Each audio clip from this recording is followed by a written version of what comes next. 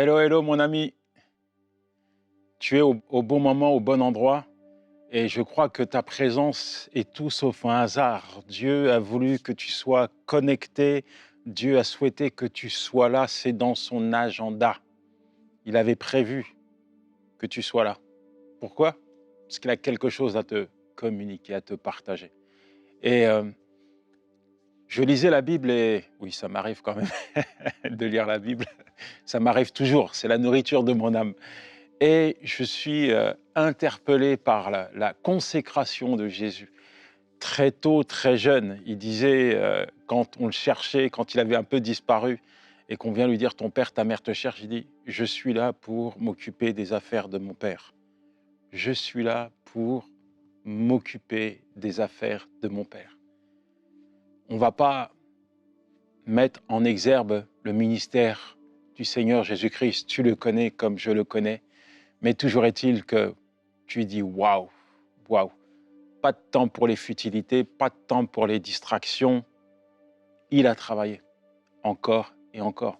Une vie totalement consacrée avec un message d'amour qu'il a partagé, qu'il a proclamé haut et fort. Il a invité, il est venu chercher ceux qui étaient malades, ceux qui étaient perdus, ceux que l'on considérait comme des parias. Il est venu apporter un message aux religieux afin qu'ils découvrent l'immensité de l'amour, de la grâce de Dieu.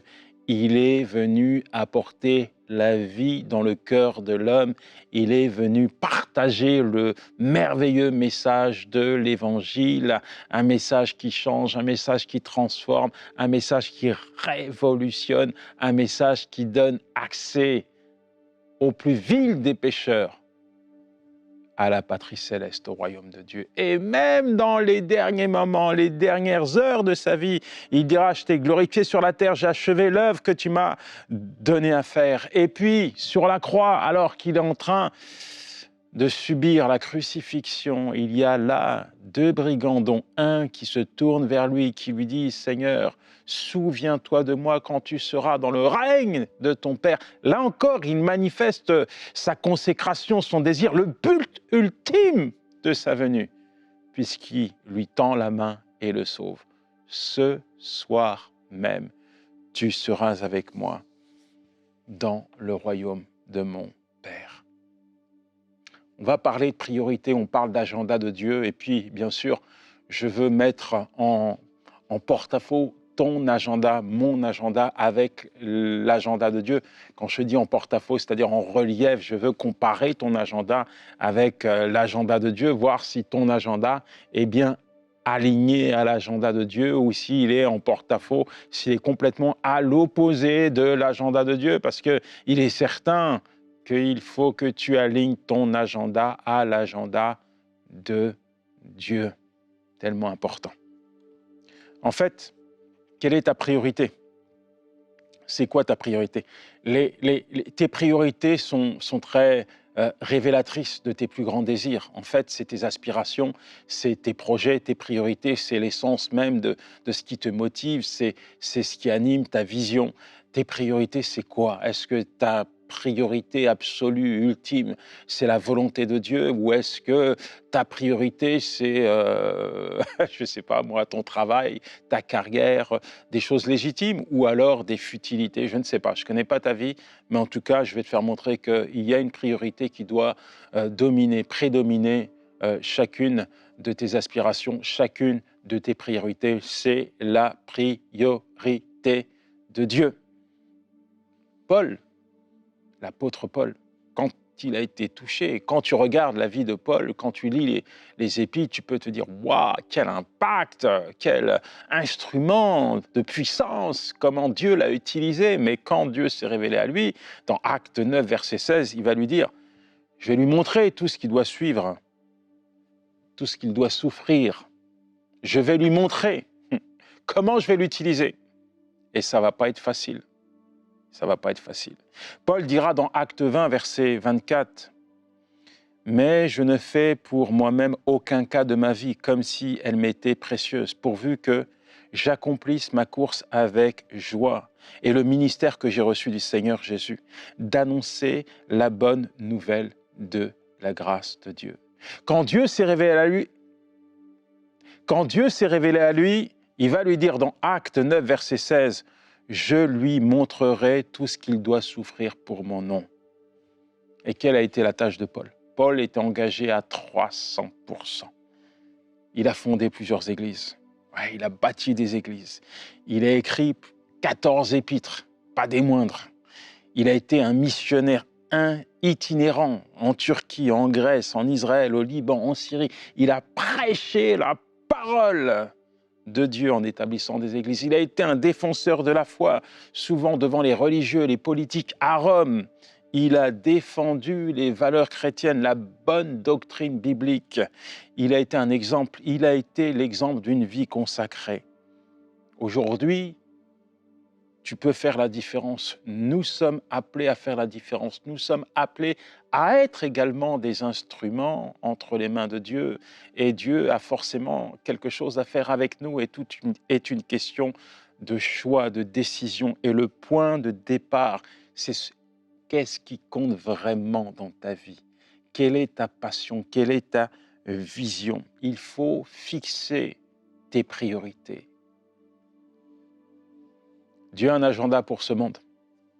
Allez, faites de toutes les nations des disciples, les baptisant au nom du Père, du Fils et du Saint-Esprit.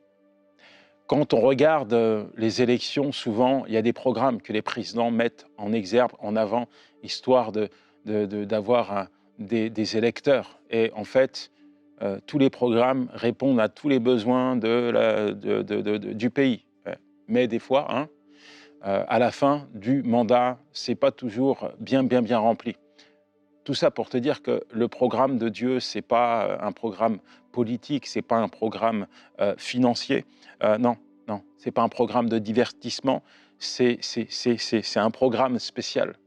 C'est un programme de rédemption. C'est un programme où il veut aller, où il veut t'utiliser pour toucher, amener des pécheurs, amener ceux qui ne le connaissent pas à la vie. C'est ça le programme de Dieu. En fait, Dieu a un programme pour chacun. Dieu a un programme pour chaque individu qui est en train d'agoniser sur la terre. Dieu a un programme d'amour. Dieu a un message à leur partager. Et ce programme, il veut l'accomplir avec toi et avec moi. Alors, tout est une question de choix. Il nous faut aligner nos priorités, aligner notre agenda à l'agenda de Dieu pour entrer dans l'appel de Dieu. Cet appel, il est là. Allez, déplacez-vous afin de faire de toutes les nations des disciples, proclamer haut et fort le message de l'Évangile, témoigner, raconter tout ce que j'ai fait pour vous. Allez vers les perdus, allez vers ceux qui se meurent, allez vers ceux qui ne me connaissent pas. Vous avez un message, vous êtes mes ambassadeurs, vous êtes la lumière du monde. Une question pour toi, est-ce que Dieu est ta priorité? Est-ce que tu es pleinement dans l'agenda de Dieu? Est-ce que tu es dans le programme de Dieu pour l'humanité? Je me souviens, il y a quelques années en arrière, j'étais à l'île Maurice, rencontrer le directeur des prisons afin de lui proposer un programme. En fait, ce programme, c'était un programme d'évangélisation en milieu carcéral où j'allais offrir mon livre témoignage et puis partager le message de l'Évangile. Mais il m'a dit, ça a l'air bien, mais vous avez un problème, c'est que ici à l'île Maurice, quand quelqu'un a fait de la prison, il n'a pas le droit de mettre les pieds dans une prison. Même pour aller voir son enfant, c'est interdit. Et alors qu'il discute avec moi et que je l'écoute, je sens que Dieu est en train de travailler en profondeur son cœur, à un tel point qu'il me dit, moi je sais, voilà, ce programme que vous me proposez pour les détenus, il me parle, il a l'air bien. Alors, je vais faire un mail au ministère de l'Intérieur afin de vous accorder une autorisation spéciale. Et tu sais ce qu'il a fait, ce directeur? Il m'a organisé une tournée dans toutes les prisons de l'île Maurice. J'ai pu offrir mon livre à chaque détenu et après, ça a été la porte ouverte pour moi pour apporter le message de l'Évangile. Et là, sous mes yeux, mon ami, des centaines et des centaines et des centaines de personnes ont accepté Jésus-Christ comme Seigneur et Sauveur et ils sont entrés dans le programme de vie Programme de rédemption du Seigneur. Ça, c'est juste extraordinaire. Il est important pour toi, il est important pour moi d'être aligné au programme de Dieu. Et je veux te dire que Dieu est capable de reconstruire des vies démolies. Le programme de Jésus-Christ est de reconstruire des vies brisées, des vies détruites, de les faire renaître. Il veut apporter la vie au sein de cette société qui se meurt. Dieu a un projet, des projets de vie. Dieu veut que l'homme qui est en train de mourir, qui est en train d'être détruit par le péché, puisse entendre sa voix, son désir. Ce n'est pas que le pécheur se meure, mais c'est qu'il se repente, qu'il change de conduite et qu'il vive. Et sur la terre, Jésus-Christ nous a donné l'exemple. Et il dit, soyez mes imitateurs. Mes imitateurs. J'aime ce texte dans l'Évangile. Il est question d'un malade, le paralytique de Bethesda, qui est malade depuis des années. Et depuis 38 ans, il agonise, il est couché là autour d'une piscine, il attend qu'un ange descende, il doit se jeter dans la piscine. Le premier qui se jette à l'eau est guéri, mais n'a pas la force de se lever, il n'a pas la force de se jeter le premier. À chaque fois qu'un ange descend, eh bien, il y a quelqu'un qui le devance, et là il est couché, il agonise, il est laissé pour contre, il est oublié, il est déclassé, personne ne s'occupe de lui, et Jésus-Christ fait son apparition. Tu sais, Jésus-Christ là, il ne va pas au palais, non, il vient à l'hôpital. Il vient rencontrer ceux qui sont en train de mourir. Et Jésus-Christ est venu pour ceux qui sont malades, pour ceux qui sont détruits. Jésus-Christ lui dit, veux-tu être guéri? Et le paralytique lui dit, je n'ai personne. Lève-toi, lui dit Jésus. Prends ton lit et marche, rentre chez toi. Il a dû espérer, il a dû attendre, il a dû soupirer auprès de ce jour. Mais il n'en avait pas la force. Il n'avait pas la force de se jeter dans la piscine. Et là, on voit Jésus qui vient le ramener à la vie. On voit Jésus lui tendre la main, le remettre debout. On voit Jésus accomplir l'œuvre du Père au sein de la vie de ce malheureux. Soyez mes imitateurs. Jésus avait toujours une main tendue pour le pécheur. Jésus avait toujours une parole pour donner un apaisement au cœur de ceux qui se meurent. Jésus remettait debout les prostituées, il remettait debout les publicains, il remettait debout les gens de mauvaise vie, les parias, les lépreux. Jésus était toujours là pour eux, il ne mettait pas dehors ceux qui venaient à lui. Tu es un enfant de Dieu, tu es la lumière du monde. Et Jésus te demande de regarder ce monde avec des yeux d'amour, de compassion, d'empathie. Jésus te demande d'aller vers les perdus. Jésus te demande de descendre dans la vallée, là où les gens se meurent, là où le diable détruit et égorge, avec un message d'amour, de paix, de réconciliation, un message de grâce. Tu sais, personnellement, l'œuvre de Dieu me dépasse. Quand je regarde le programme de Dieu pour l'humanité et que je vois ce monde, je dis, c'est compliqué, c'est difficile. Mais la réalité, c'est que ce n'est ni par la force, ni par la puissance, mais par son esprit, Zacharie 4, verset 6. C'est Dieu qui fait son œuvre. C'est Dieu qui accomplit quelque chose d'impossible au travers de nos vies. En tant qu'ambassadeurs, nous avons un message, c'est un message de puissance. L'heure vient, elle est déjà venue, où les morts entendront la voix du Fils de Dieu et ceux qui l'entendront vivront. Tu sais, quand je prêche le message de l'Évangile dans les ghettos, dans les prisons, dans les quartiers chics et dans les quartiers chocs, quand je vois des gens complètement cassés, anéantis, détruits par l'iniquité, il y a de quoi reculer. Il y a de quoi parfois avoir peur.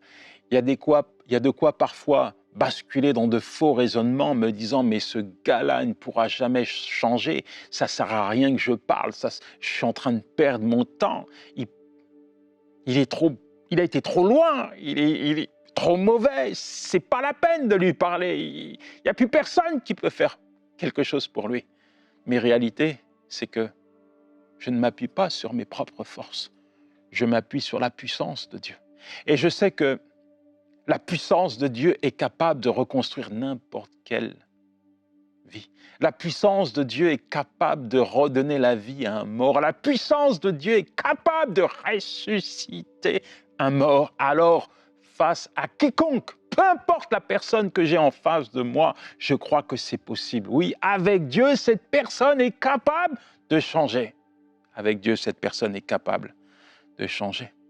Le Seigneur ne tarde pas dans l'accomplissement de la promesse, comme quelques-uns le croient, mais il use de patience envers vous, ne voulant qu'aucun périsse, mais voulant que tous arrivent à la repentance. De Pierre 3, verset 9.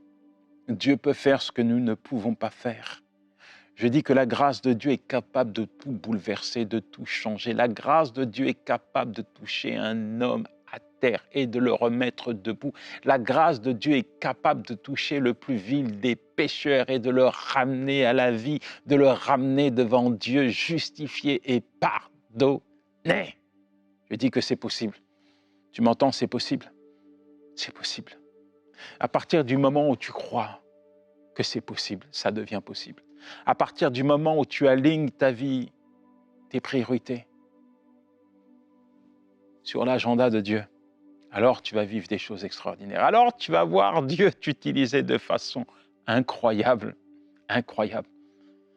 Est-ce que tu peux prier avec moi? Peut-être que tu as perdu ton zèle, ta passion, ta fougue pour le Seigneur. Est-ce qu'on peut prier là maintenant ensemble? Dis Seigneur, viens ranimer ma passion. Viens me redonner mon zèle.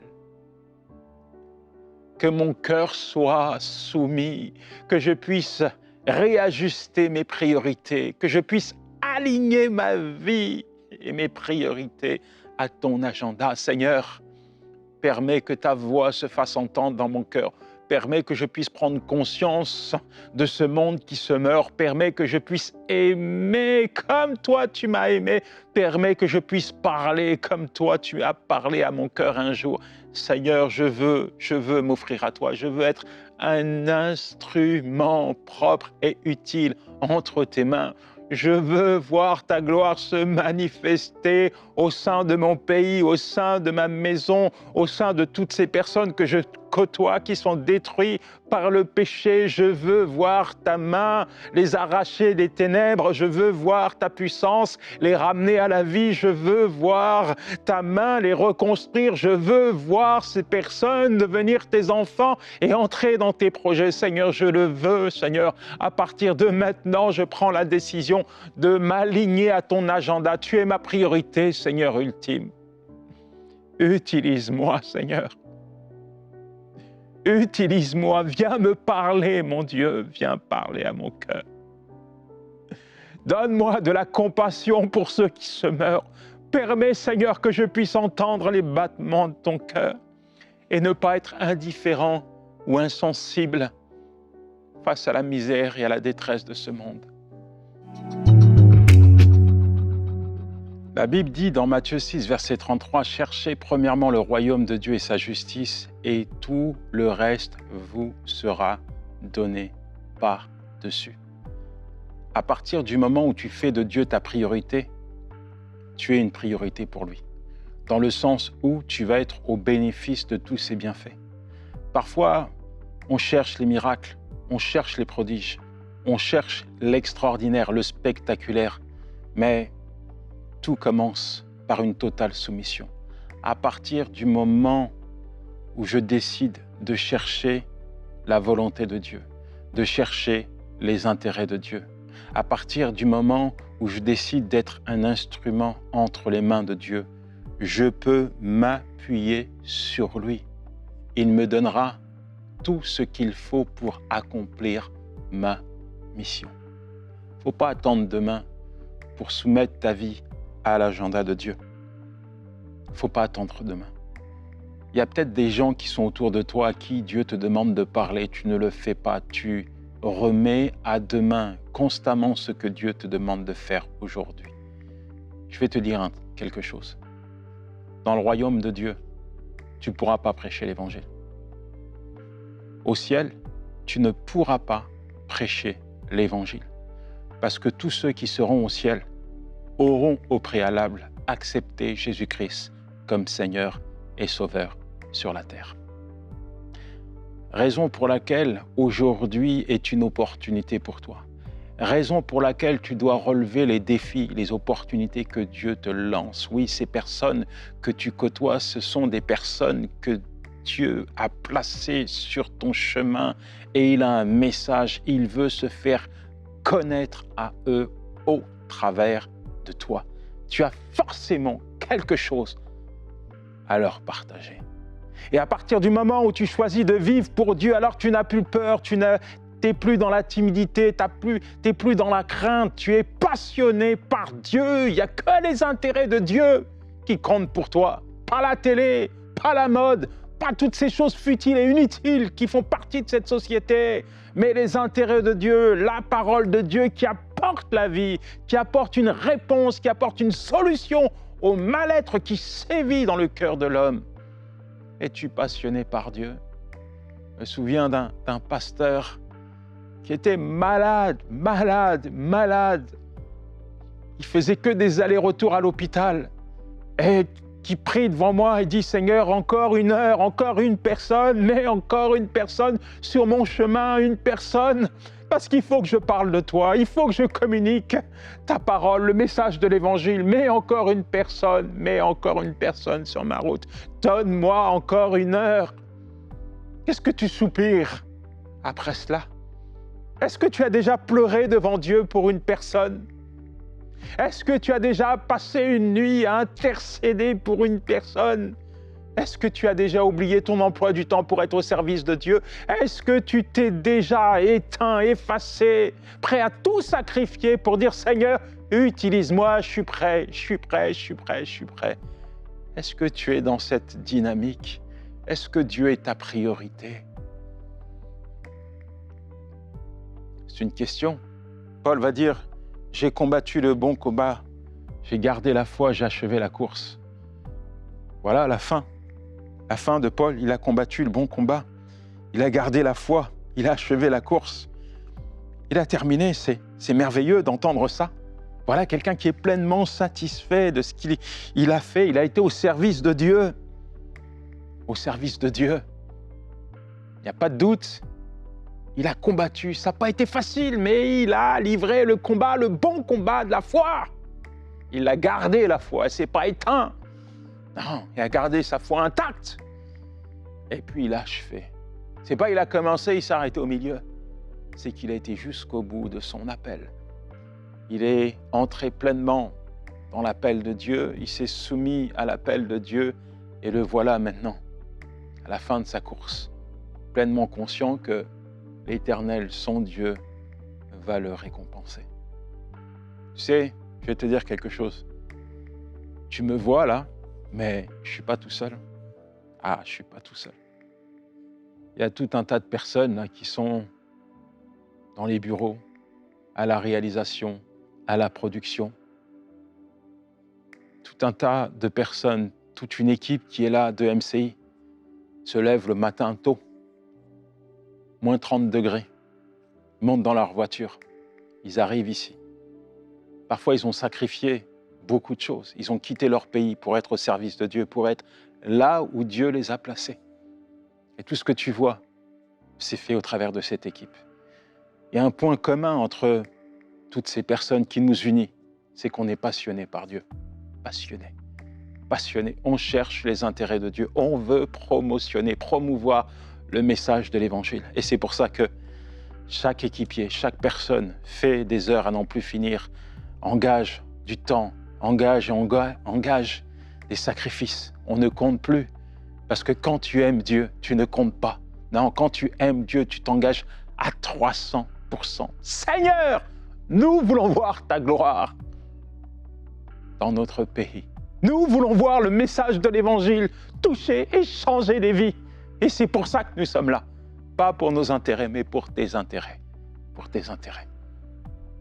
Alors je vais prier, Seigneur, merci pour ton enfant qui me regarde. Parce que je sais que tu as parlé à sa voix. Je sais que ta voix a résonné en lui et je prie afin qu'il puisse comprendre l'importance de l'appel que tu as placé sur sa vie, celui d'aller et de témoigner, celui d'aller, de se déplacer vers ceux qui se meurent, afin d'annoncer ton message, le message de l'Évangile qui transforme des vies. Seigneur, utilise-le. Là où tu es, tu peux lui dire, Seigneur, utilise-moi. Et là où tu es, tu lui dis, Seigneur, je veux aligner ma vie à ta volonté. Je veux aligner mon temps, mon emploi du temps à ton agenda. Dis-lui, prends un engagement comme Paul. Prends un engagement, Seigneur, je veux m'offrir à toi. Utilise-moi. Je veux être cet instrument, je veux être ce vase que tu satures, que tu remplis de ta présence et de ta puissance. Seigneur, je veux être cet instrument que tu utilises pour toucher, changer des vies. Je veux être cet instrument que tu utilises pour guérir, libérer, oui, transformer des vies. Je veux être, Seigneur, ta bouche, afin de publier un message d'amour, de paix, de joie, de compassion, de réconciliation. Je veux être, Seigneur, utile à ton service. Alors que tu prends cet engagement, Dieu l'entend et il le scelle. Je dis que Dieu l'entend, il le consigne et il s'engage envers toi. Tu peux t'appuyer sur lui. N'aie pas peur d'avancer. N'aie pas peur d'être utile, n'aie pas peur de parler, n'aie pas peur de témoigner, n'aie pas peur. Dieu est avec toi. Il est là. Seigneur, merci parce que tu nous as donné un esprit de force et de puissance. Saint-Esprit, merci parce que tu touches, tu saisis, tu remplis ton enfant maintenant. Tu libères tout ce qui doit être libéré afin qu'il puisse accomplir la mission à laquelle tu l'as préparé, pour laquelle tu l'as façonné et envoyé sur la terre. Merci Seigneur parce que tu écris quelque chose dans sa vie. Oui, merci Éternel, mon Dieu, de ce que chaque jour tu lui rappelles de prendre les bons engagements. Les engagements avec toi, Seigneur, que tu puisses être sa priorité. Donne-lui, Seigneur, du discernement afin qu'il ne se laisse pas distraire par les choses ici-bas, mais qu'il puisse être pleinement dans la mission à laquelle tu l'as appelé, consacré, engagé à 300% dans ton service. Amen. Mon ami, Dieu t'utilise encore et il va encore et encore t'utiliser pour changer des vies et transformer ta nation. Ciao.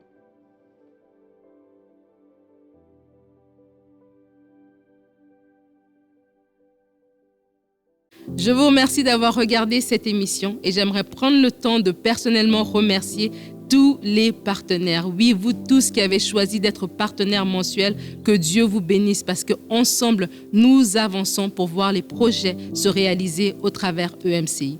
Alors que nous sommes dans cette campagne de dons, je pense au témoignage de Gaëlle. Gaëlle est en France. Elle nous a écrit en nous disant qu'elle regardait une émission EMCI TV avec sa fille. Et à un moment donné, sa fille s'est retournée vers elle, lui a regardé droit dans les yeux et lui a dit « Mais maman, pourquoi n'es-tu pas partenaire ?» Et c'est à ce moment-là, Gaëlle s'est rendu compte que c'était Dieu qui lui parlait au travers de sa fille et elle s'est engagée à être partenaire mensuel. Elle nous dit qu'elle se réjouit de la sortie de l'application Ma Bible. Et moi aussi, j'ai hâte à la sortie de l'application Ma Bible. Ça va être un outil fantastique à la disposition de vous et moi pour notre édification dans notre marche dans le Seigneur. Et j'aimerais vous encourager à être aussi comme Gaëlle. La parole nous dit que Dieu parle tantôt d'une manière, tantôt d'une autre, mais on n'y prend pas garde.